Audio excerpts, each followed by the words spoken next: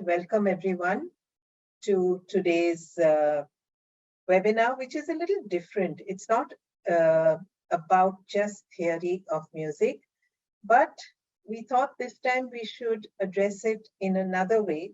Yes, theory we all know is very important, and we want to know about the principles of theory of music and the concepts and everything.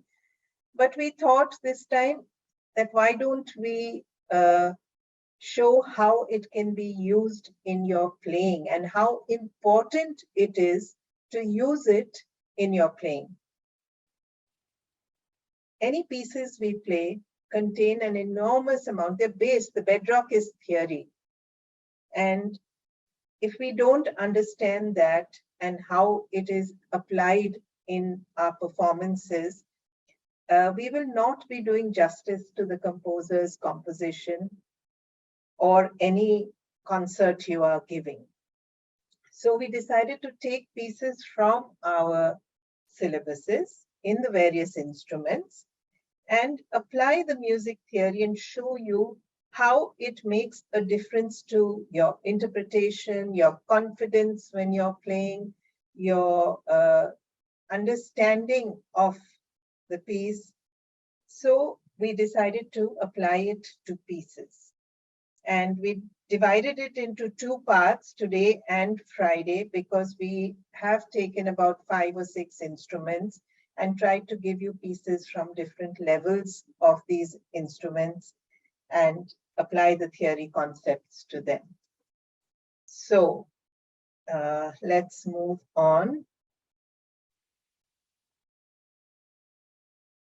As we all know that music has its own language, and with all the ingredients that make up any kind of language.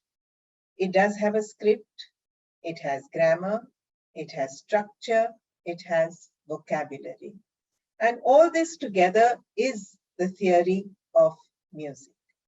So we must remember that without a script, we don't have a story, we don't have a performance. Without the grammar or the vocabulary, there is no understanding of what one is doing. So it's very, very important that theory of music is used in a way that it enhances your performance. So how does theory of music help?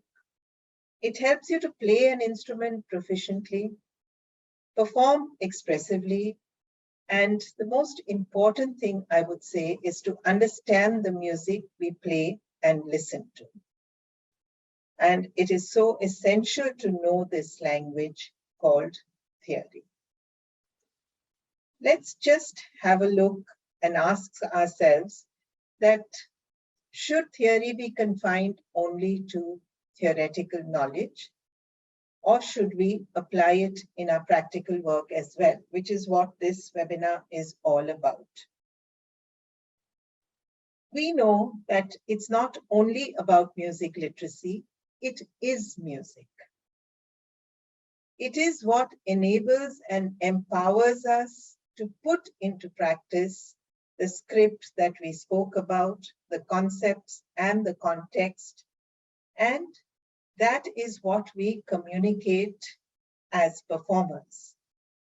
So theory and practice are two sides or two halves of a whole. They're two sides of the same coin, and we need both the sides to make it complete. It's not an end in itself. To be meaningful and a truly engaging learning journey, it must be applied to the music we play and the music that we listen to and enjoy. Because with theory of music comes the understanding, and when you understand something, you can appreciate it and perform it much better. Every concept in theory of music finds expression in sound. So what are the components of music theory? I'm sure all of you know this. I'm just going to run through it very quickly. It's notation, note values, time, melody, harmony, texture, intervals, form, dynamics, and maybe many more. concepts are there. But on the whole, I think this kind of covers everything that we do use when we are playing pieces. Now, with me today, I'd like to present to you our presenters today. We have Priya from Dehradun, who most of you are familiar with. We have Ritvik Bhattacharya from Bangalore, Pratik from Mumbai. Pratik is a drummer, Ritvik you all know is a guitarist, and Faith from Bangalore also, who's a violinist. And Faith is standing by to take all your questions and answer your chat, while the others will be presenting. So we're going to start with the piano. The piano, as you know, is an instrument where you can apply all theoretical components. The wide pitch range, the music across two clefs, the extensive use of harmony, and the huge body of work over the centuries written for the instrument makes it a perfect receptacle for theory concepts to find fruition. So we're going to start with a piano piece. This is going to be presented by Priya. Priya, if you'd like to take over. Thank you, Anjali, and hello everyone. So I've chosen a piece that is been popular for quite a while in our piano syllabus, and of course it is full of theoretical concepts because it's such an unusual piece, and knowing those concepts is really going to make a difference to the performance. First of all, the composer has directed that this is a piece, Sicilian, which is a kind of dance style. It's full of mischief. How do you express mischief in theory? Well, as if you look at the score, you'll see it's through unexpected key changes, there are tempo changes, there are some very abrupt phrase endings, and strong accents.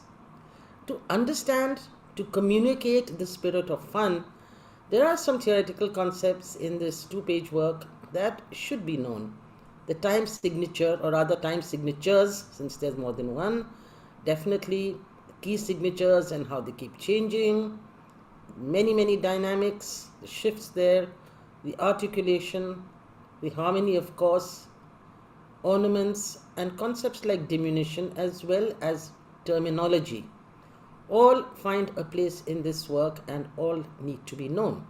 So let's go first to the time signature. Now this piece is in 6/8, which we know is that it's compound time, but the pulse, it must be understood, is not 3 but 2. It's a duple, and this must be brought out. So it's divided into 2 dotted crotchets per bar, and by doing that it comes to, though it is duple time, a naturally dance-like feel. So the change of time signature in the second part now to simple duple 2/4, it really makes it very clear how important it is to be thoroughly familiar with the pulse count in all time signatures, because the time signature actually changes the entire mood of a piece, and this needs to be understood. Both are duple in this case.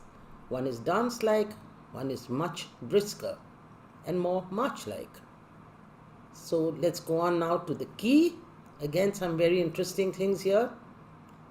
Again, knowledge of the triads of the keys that are used will help negotiate these key changes with some ease. By understanding these changes, it's much easier for the hands to move into the correct place with the correct hand position. For example, the movement from the home key of A minor right in the beginning, in bar 4, it moves to F sharp major, goes from all white keys suddenly to almost all black keys, and then it goes back to end the section on the dominant note of the home key, that is E. Just a look at the score and understanding will enable the performer to plan hand movements and how to bring out the naughty, expressive, fun-filled character of this opening section. So this is a harmonic structure which needs to be understood, and of course, as I said, it will greatly aid in playing and anticipating these changes. Should come as a surprise to the listener but not a surprise to the performer. Now moving on to dynamics and articulation. Again, here there are many directions of dynamics and articulation which need to be read and interpreted correctly within the context. If you look at bar 8, for example, the note has to be played with force and with sharp emphasis. If that is not followed, the punch has gone. The fermata or the pause over the tied E major chord should be understood so that notes are not released too soon. A little bit of suspense, an element of suspense is created in this piece with the use of the fermata. And of course, directions like da capo al fine, the value of the grace note, that's in bar 12, and how to realize phrases, what they mean, and slurs, how to express slurs in playing, all this should be known. Let's move on now to an interesting concept. If you see in the second section from bar 26, due to the shorter note values from the preceding section, there's a kind of diminution, a shortening of the note values, and also that ties in with the 2/4. So the piece suddenly gains momentum, but the marked tempo and the pulse does not change. If you see, it's encircled right above there, above bar 26, you can see that the crotchet here should be interpreted as a dotted crotchet to ensure that though the excitement is built up, the tempo doesn't move. So as I said, a knowledge of pulse is really important. And this is explained by the marking of a crotchet being given the value of a dotted crotchet. So this is really an important concept to understand the changing nature of this piece.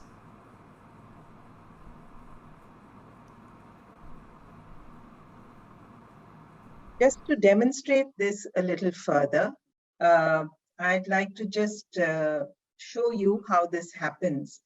This piece shows a dotted crotchet beat and the metronome mark is given right in the beginning. So for instance, the pulse is 2. In 2/4 and 6/8, the pulse is 2. There are 2 beats in a bar. But while in the 6/8, we have, if we have a 1, 2, 1, 2, the melody is going to sound like da-dum, pa-pa-pa-pa-pum, pa-pum, pa-pum, pa-pa-pa-pa-pum. Very nice, graceful dance-like. If I keep the same 1, 2, and just do the melody in the second section, which is the 2/4 time signature, I still have my 1, 2, 1, 2. So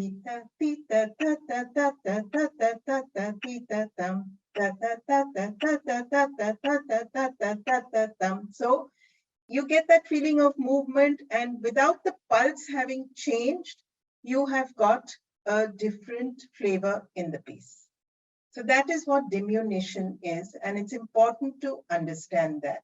It's often difficult, to conceptualize it, but when you play it, it's important to understand that that pulse does not change at all. Thank you, Priya, for explaining this piece to us with its theoretical concepts. We're going to move on to acoustic guitar now. And the acoustic guitar actually sits between the classical and electric guitars when it comes to music theory. Note reading is often omitted, I'm sure most of you know, because the tabs are also there as part of the score.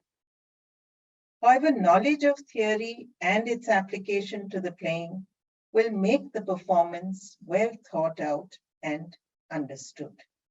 So there is no instrument that you can play or you should play without having a knowledge of theory. Because at some stage it's going to come back and you're not going to be able to interpret it as written. So I'd like to welcome Ritvik now to take you forward with this piece. Good evening, everyone. So we're going to look at an acoustic guitar piece from grade 4, In the Know by T.J. Walker. And before we say anything about the piece, let's just take a quick look at the concepts that we'll be going over today.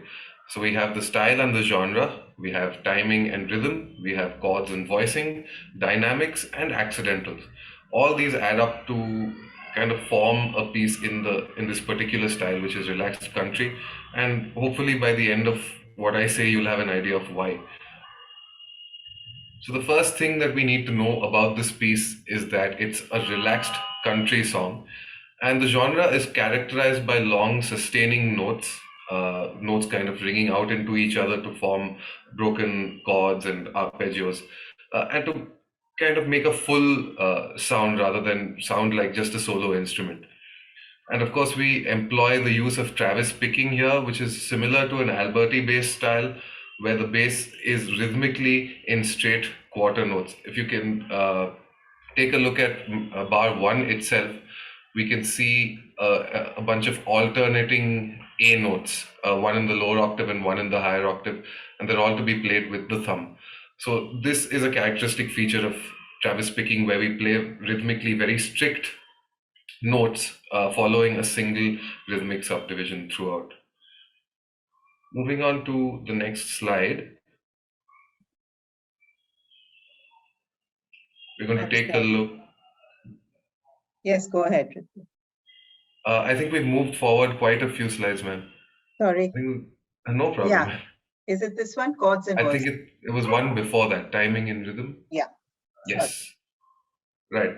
So in the country style, especially when a solo instrument is being played, timing and rhythm are extremely important. And our thumb, the thumb of our picking hand kind of acts as a metronome here almost. We're playing effectively straight quarter notes with our thumbs almost throughout the song. And the other fingers are playing syncopated melodies to bring out certain different rhythmic textures throughout the song.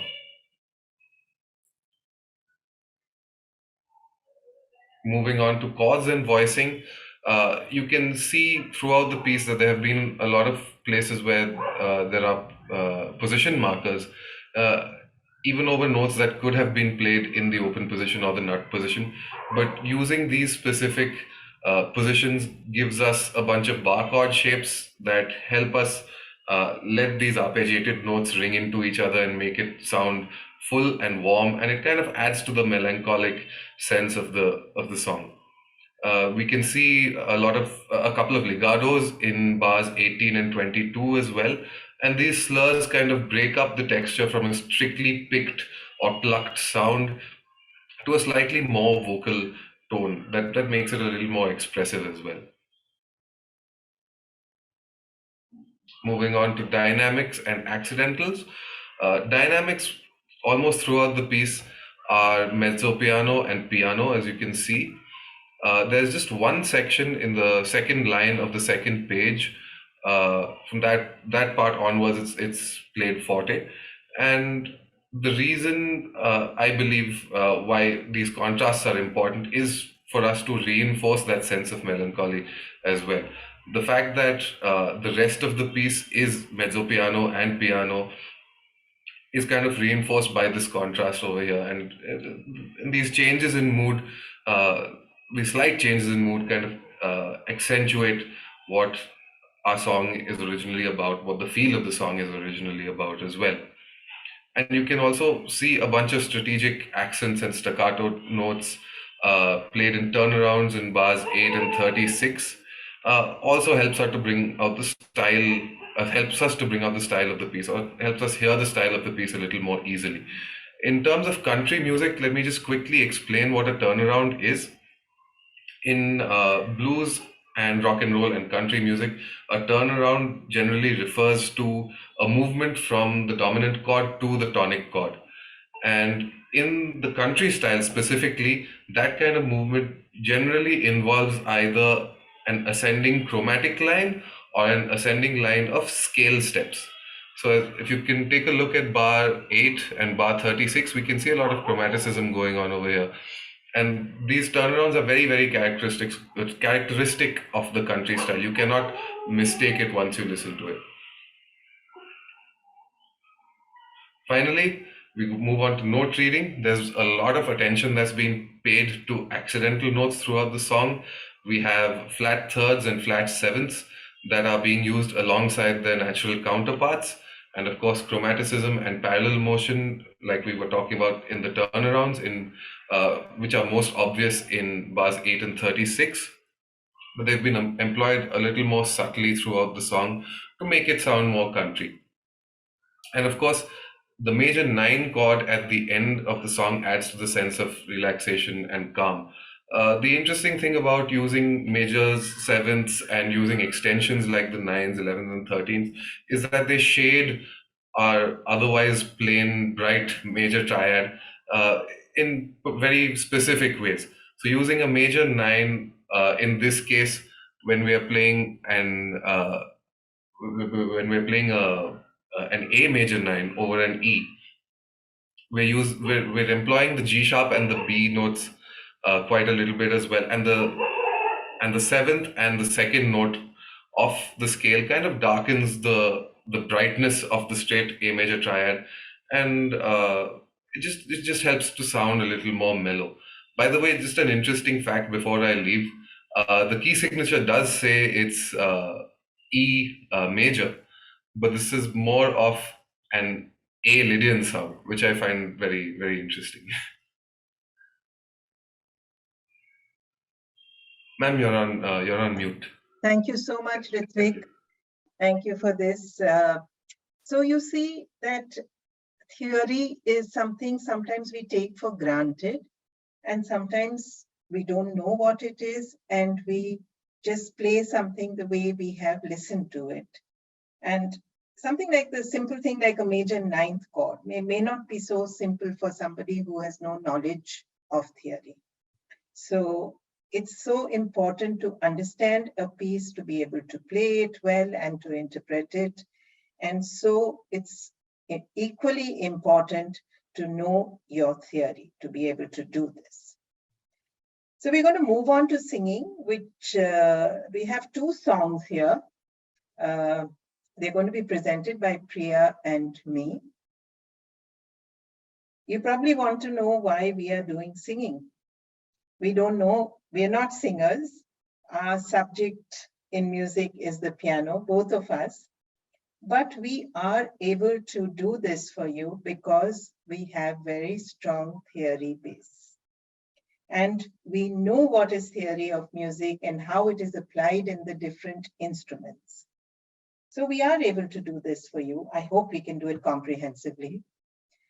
So the human voice is probably the most powerful medium for expression. And it has the ability to project every nuance of a melody.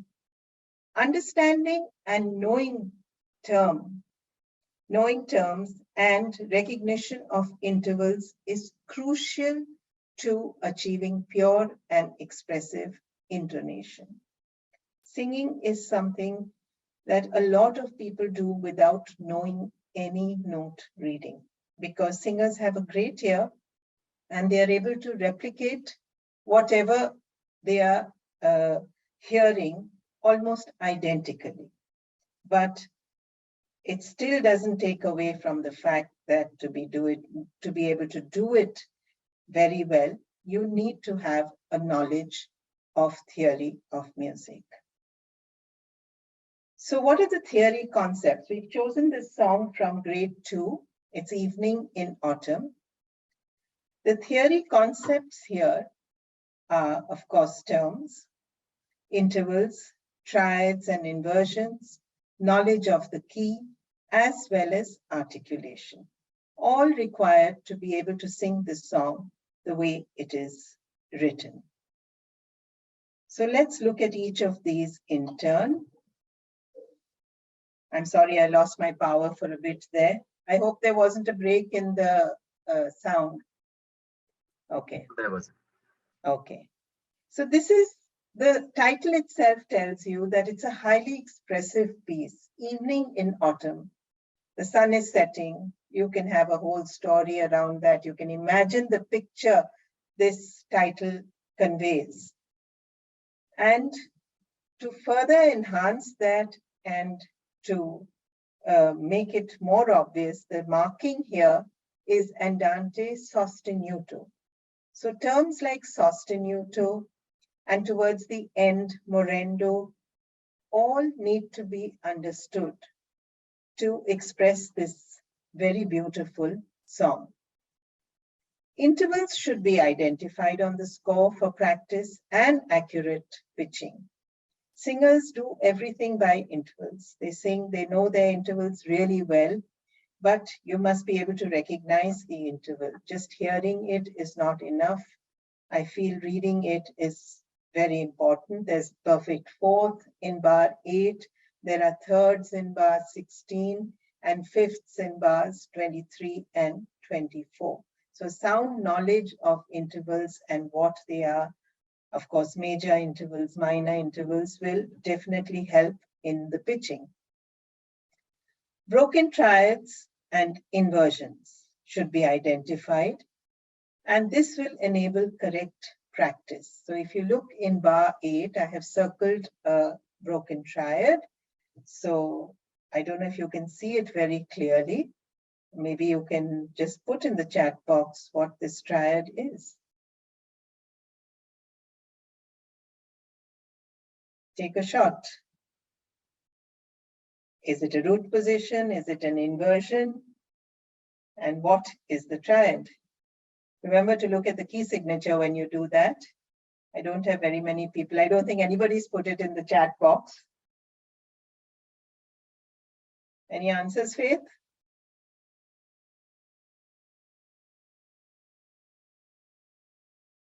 Oh, it seems they can't type. Why is that?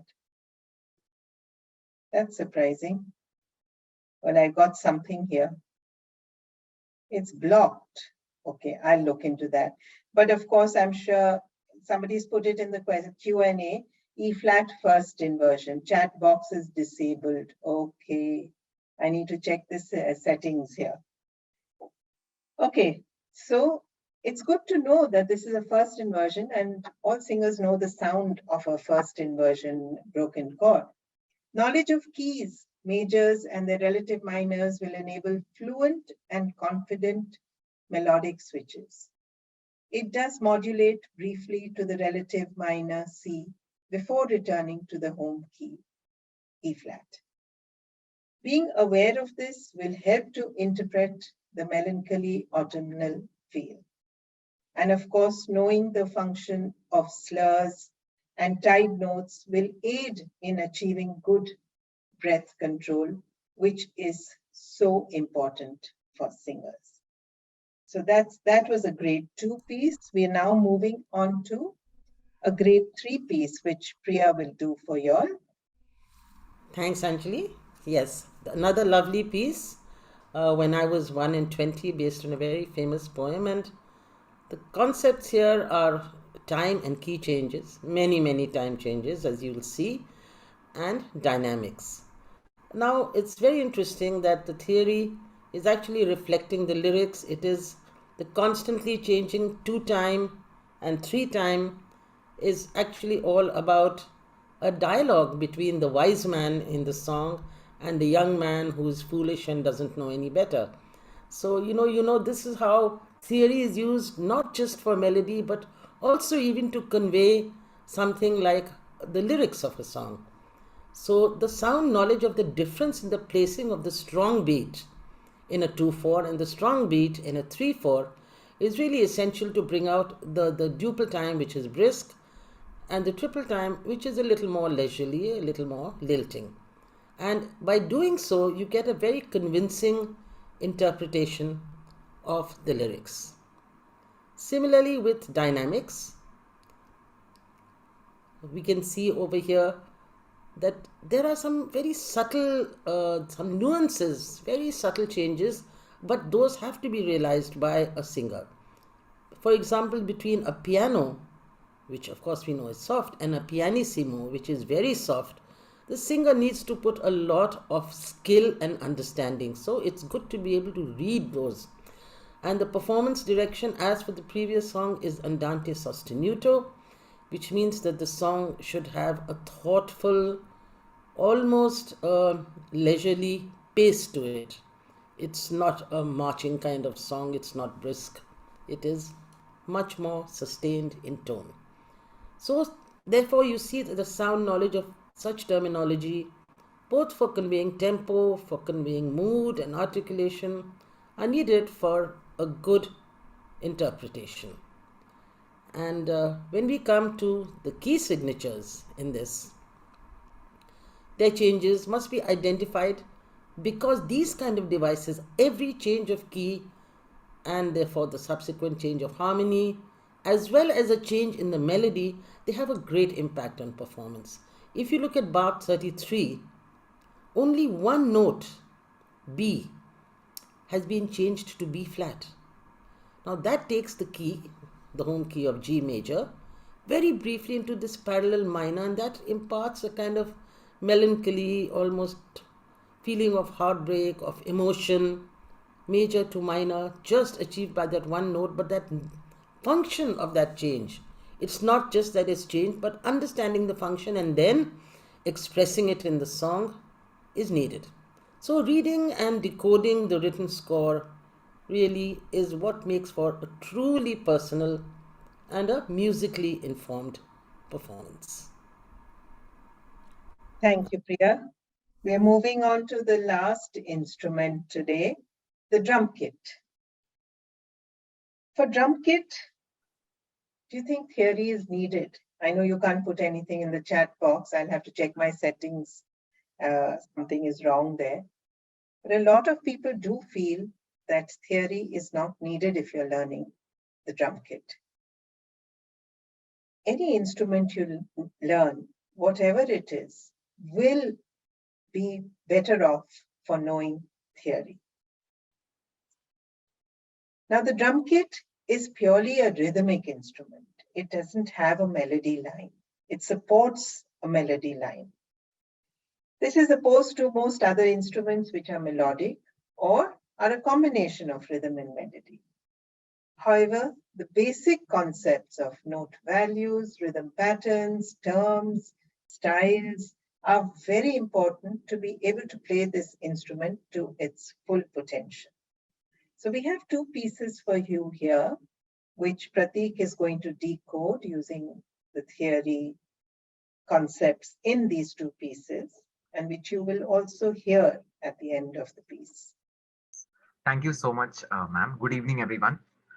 So as we've been talking about, a good theoretical understanding of music only helps you enhance your performance, and that is a great thing for any instrument player. So let's begin decoding these songs. So first one we've chosen is Algo Latino. It's from the grade 4 drum kit syllabus.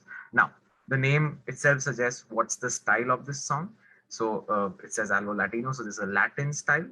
So to play this well, you have to have a good understanding of Latin style and what are the nuances of that style. Just let me give you an example. As you can see, this A section of the song uses entirely uses the right bell. Now, why is that? As we know that the Latin style uses the cowbell a lot. So how does a drummer apply the sound of a cowbell on a drum kit? That's why this song uses the right bell, because the right bell sound very much similar to a cowbell, right? So these kind of pointers, these kind of nuances help you play the song better, and this comes only by studying the style. Second thing we want to talk about is the repeat sign in bar 3. As you can see, it has a number 2 written in the middle and it has 2 slashes and 2 dots. So this means this is a very simple to understand. It just means play the 2 bars right before it exactly as written, right? It's just a 2 bar repeat. It means you have to play the phrase as is in these 2 bars as well. Now, next one is DS, the Segno sign. Basically, this means from the sign. So it directs the player to return to a spot earlier in the score that is marked by the symbol. The symbol we are talking about is the sort of the S with a slash and 2 dots in it. Now, if the score also says DS Alcoda, as you can see, we have circled it. It's in the bottom half of the score. If the marking also says DS Alcoda, then the player is supposed to play from the sign to the coda marking and jump to the coda section at the end of the music. We can see that coda is marked at the end of the music. So as you know, as we explained, a good knowledge of these repeat signs and all these symbols and markings is very essential for you to be able to play this piece correctly. And also, I forgot to mention that whatever drum pieces that we'll be analyzing today, we'll also be listening to them. So everything that we talk about is going to be much more apparent when we hear the music. So could we please listen to Algo Latino? Yes.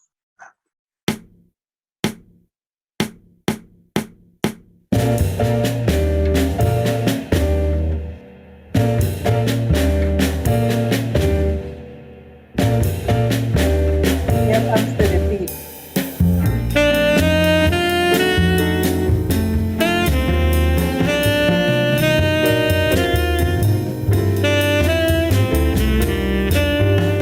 Hear the right bell over here.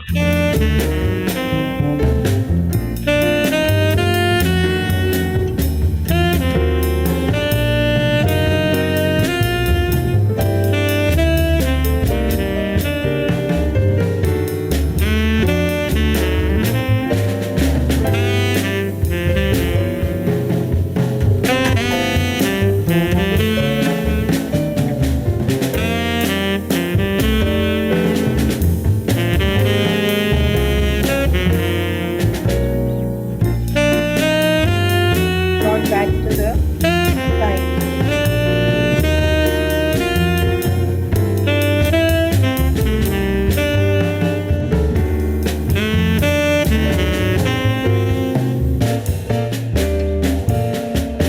Four.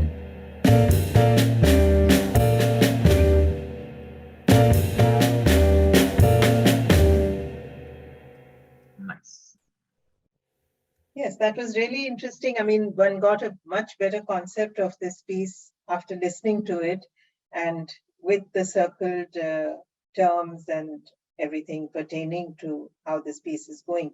It looks like a short piece, but with the repeat and everything, it does move on to be a nice, really, really nice, quite a nightclubish kind of piece. Right, Pratik, so let's move on to the next one.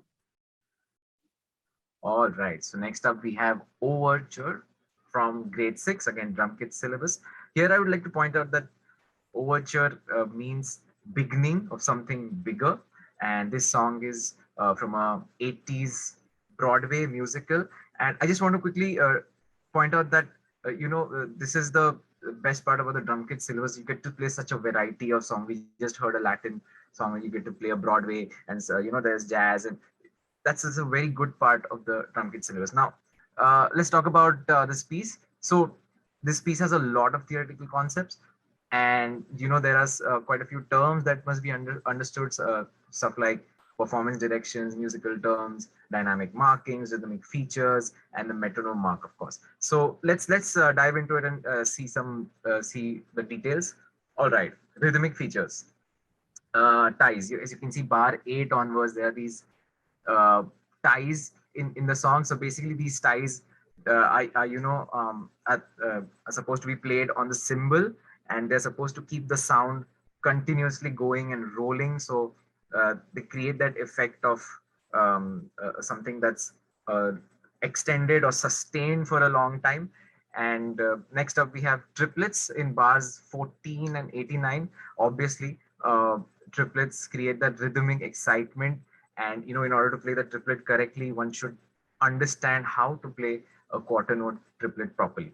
And syncopation, as you can see in the beginning of section B, there are these accents on the unusual notes, which really brings out an excite and pardon me, which really brings out a beauty of this part. Next, we have musical terms. Oh yeah, this is a most important part.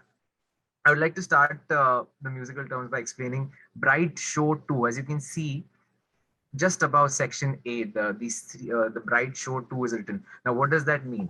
The word bright means that this piece is fast.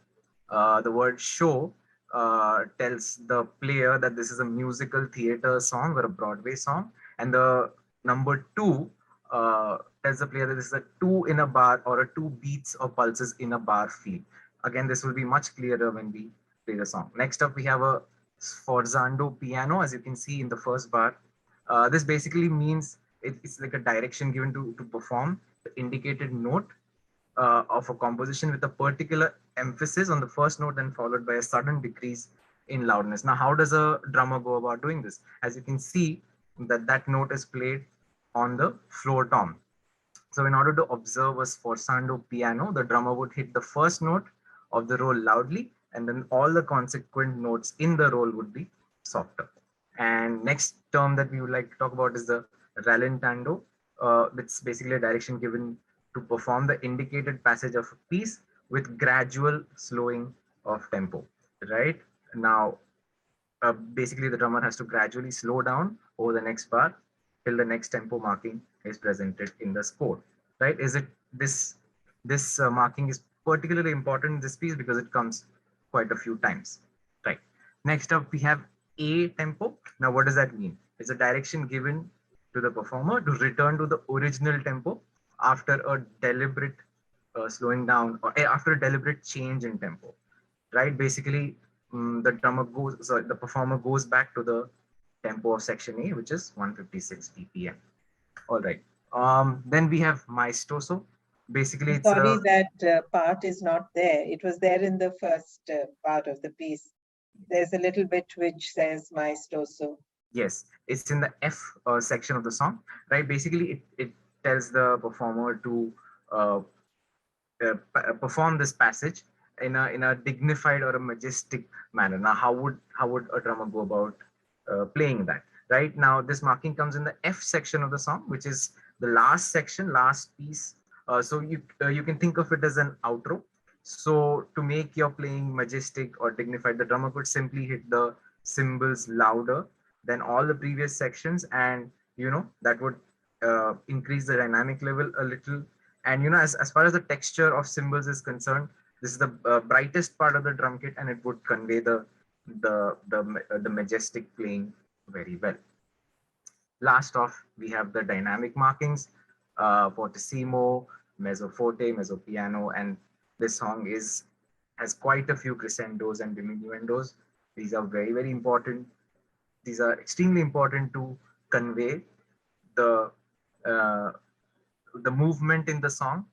And now let's listen to the music so that we can all understand how these markings and all these concepts have been applied in the song.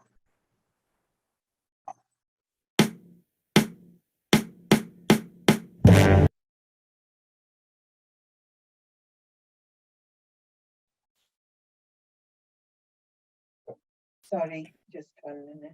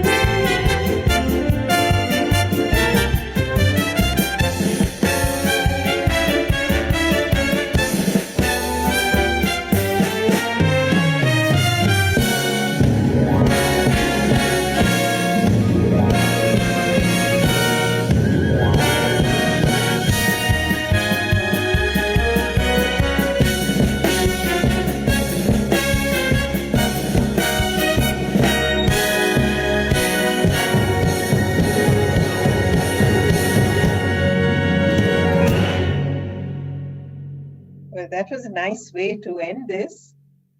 a very delightful piece and very clear drumming there with everything that Pratik has been talking about in this piece of music. And it was really exciting. Thank you, Pratik, for this. And with that, we come to the end of this part 1. I hope it's been useful for you all. I'm sorry the chat is disabled, so I'm using a new laptop, not my desktop.